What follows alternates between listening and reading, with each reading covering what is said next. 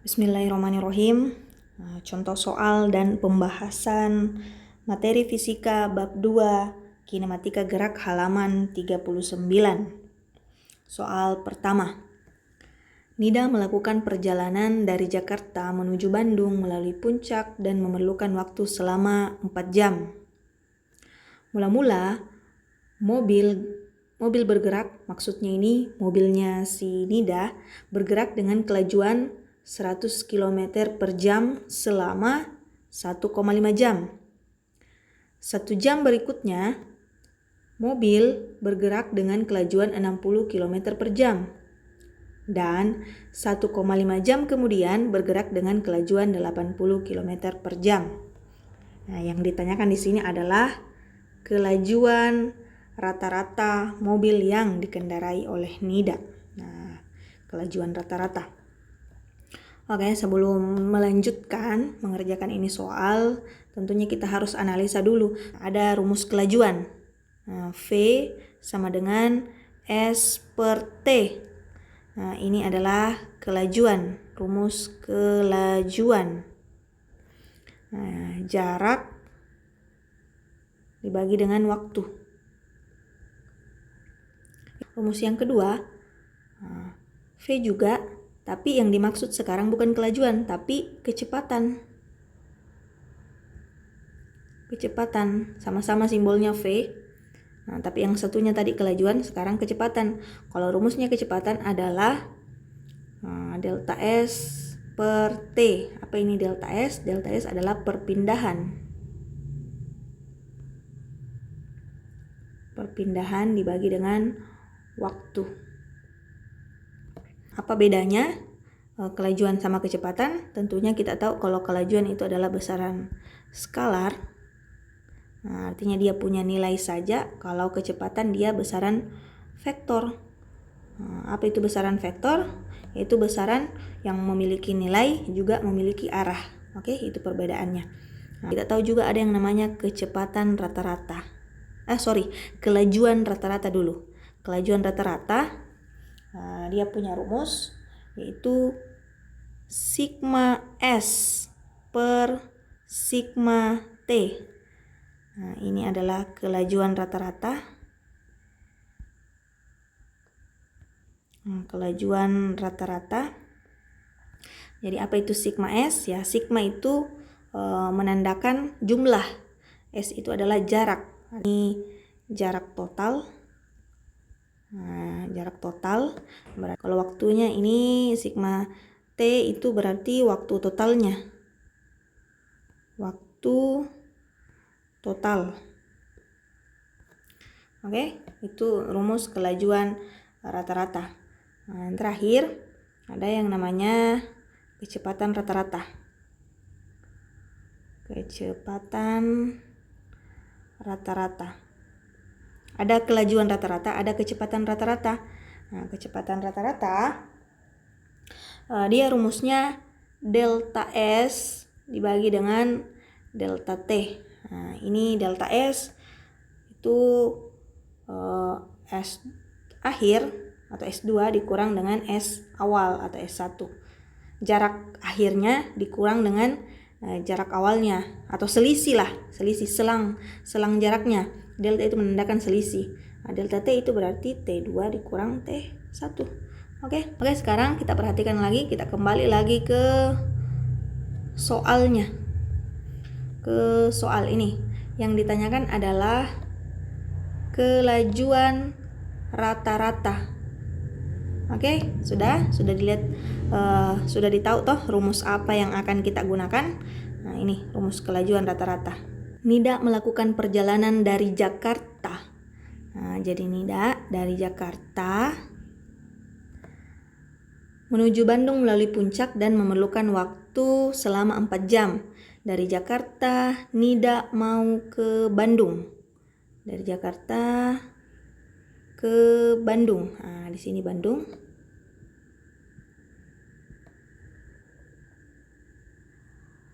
Waktu yang dibutuhkan Nida dari Jakarta ke Bandung itu 4 jam.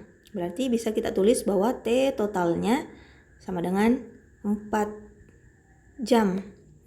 Oke, kemudian petunjuknya mobil yang dikendarai Nida itu mula-mula bergerak dengan kelajuan 100 km per jam selama 1,5 jam.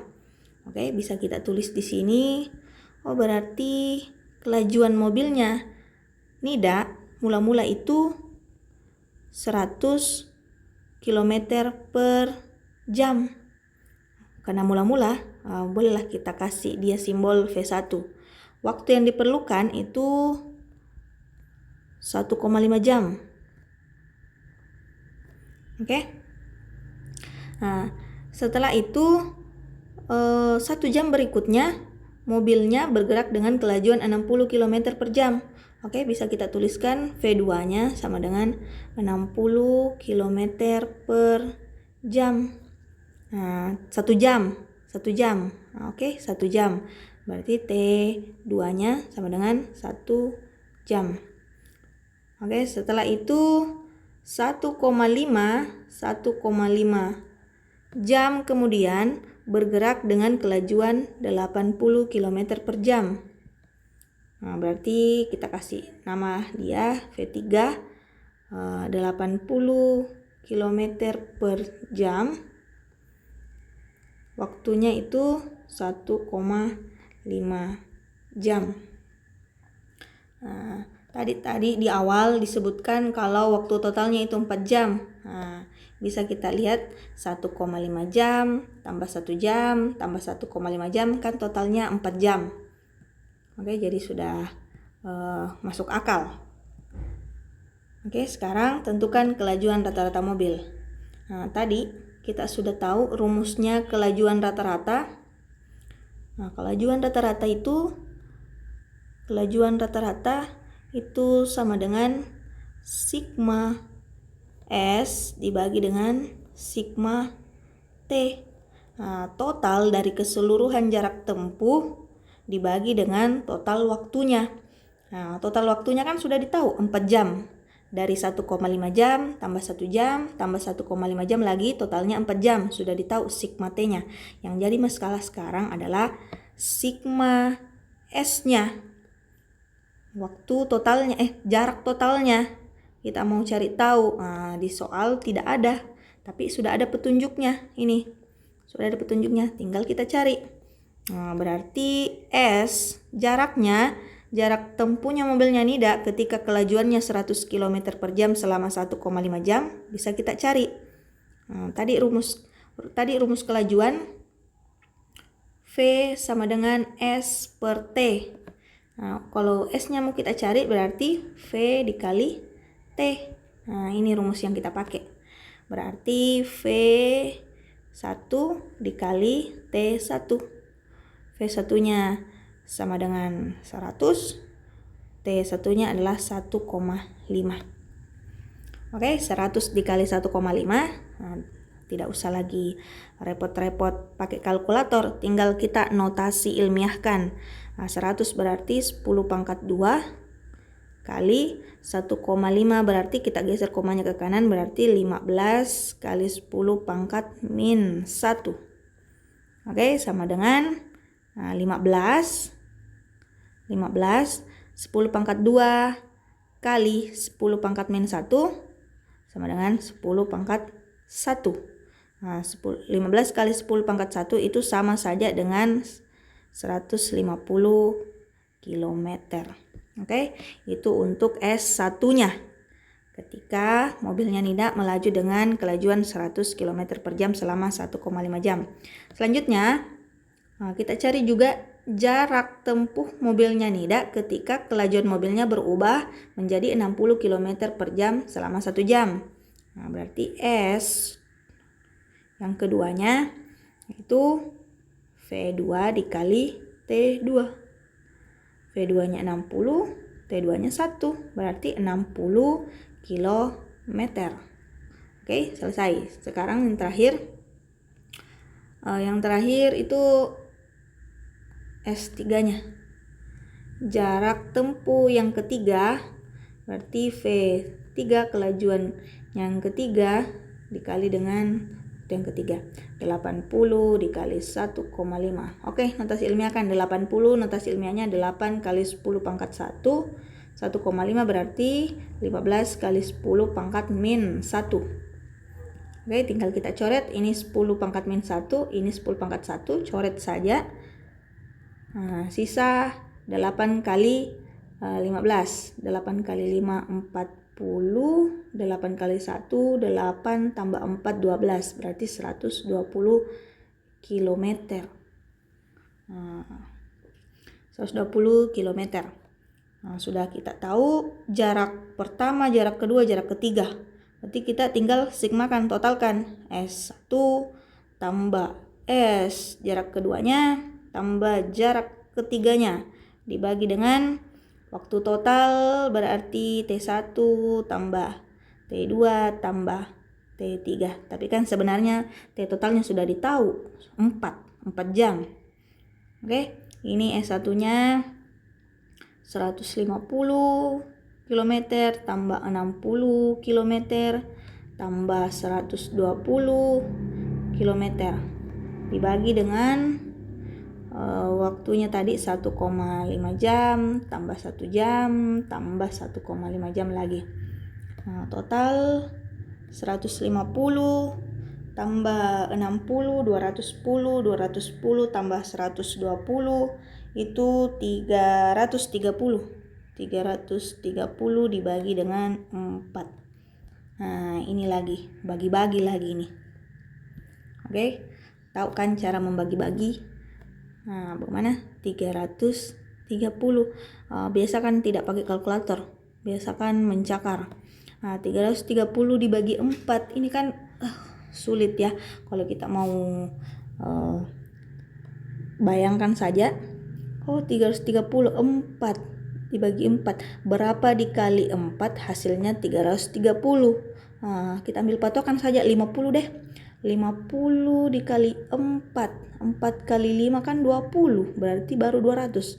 Kalau 50 berarti hasilnya baru 200, sementara yang kita cari adalah 330. Berapa dikali 4? Hasilnya 330.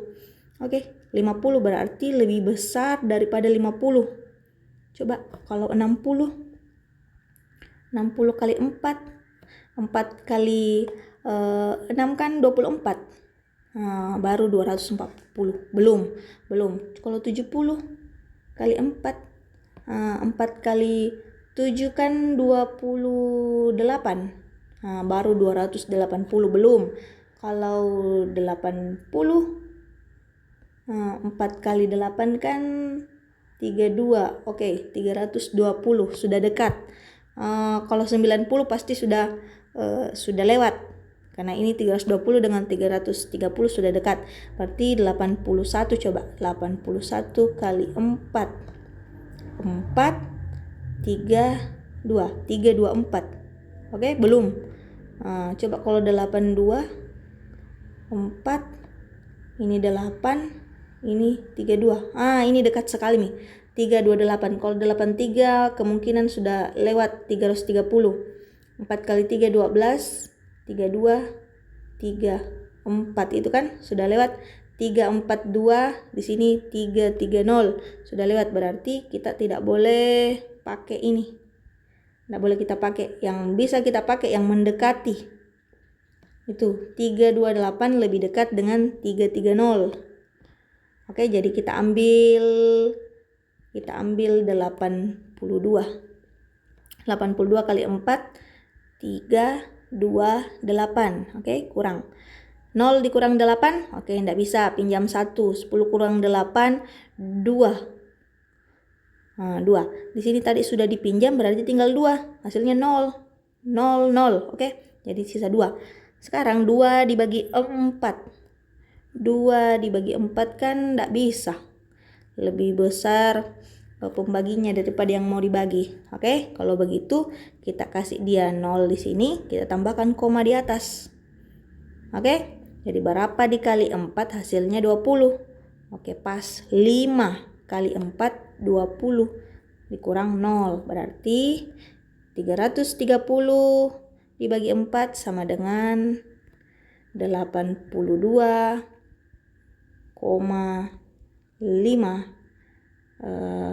kilometer per jam. Oke, selesai.